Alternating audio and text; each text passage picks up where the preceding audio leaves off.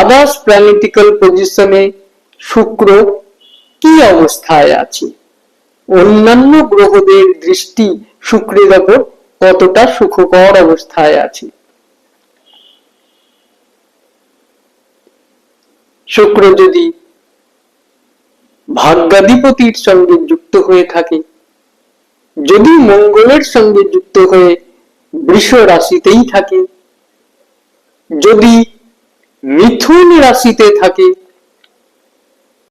যদি বৃশ্চিক রাশিতে থাকে, যদি ধনু রাশিতে থাকে,